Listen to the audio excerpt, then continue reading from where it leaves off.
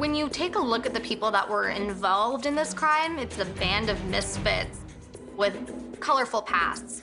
So it's easy to look at this robbery and kind of scoff or laugh. But this was an extremely serious crime.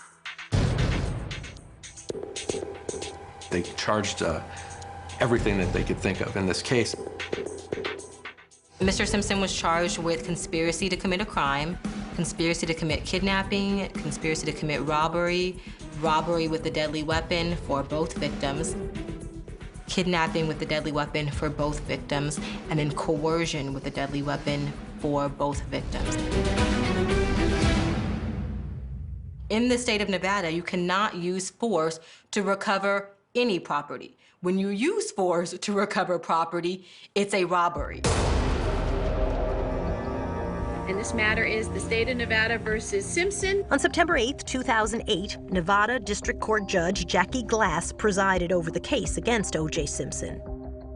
If you're here to become famous because of your participation in this case and write a book, quite honestly, folks, this is not the case for you.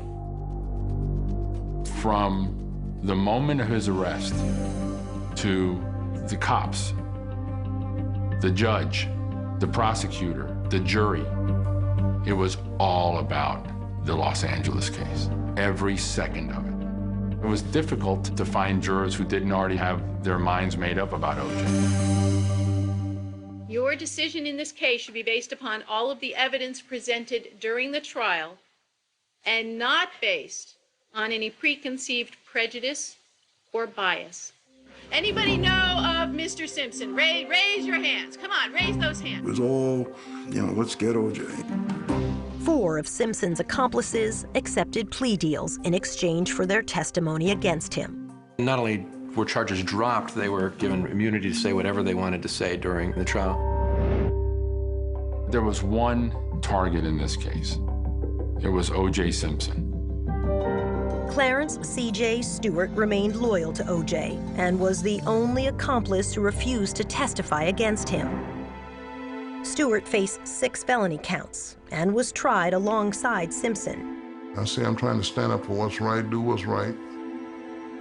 I refuse to allow Mr. Simpson. Tom Riccio, who helped O.J. plan the bungled sting operation, was granted immunity in exchange for his testimony. I refuse to be a witness for the defense. I refuse to be a witness for the prosecution. I want to be a witness to the truth. Riccio testified that Simpson was in charge of the operation, and the prosecution submitted Riccio's audio recordings as evidence. It's hours and hours of tapes, before, during, and hours after the robbery. The tapes revealed that he demanded no one to leave the room. Don't let nobody out here. That right then and there, we have a kidnapping or a coercion. I think clearly there were directions being given by Mr. Simpson. He was the ringleader of this whole operation. I mean, it was definitely O.J. pulled the strings. No one could deny that O.J. was saying to people, don't anybody leave the room. It pretty much proved the kidnapping. Memorabilia dealer Al Beardsley surprised the court by empathizing with the man he accused of armed robbery. He easily went on the stand and said, O.J. should not be in trouble for this. Simpson was right. He was emotional. He was I had no problem with him. While Al Beardsley was testifying, he straight up blatantly called Tom Riccio a rat. Riccio was the rat and the mastermind behind the whole thing. So was Riccio the rat or the good guy? Well, if having the tape makes me a rat, well, then I'm a rat. Who's the guy that called the police?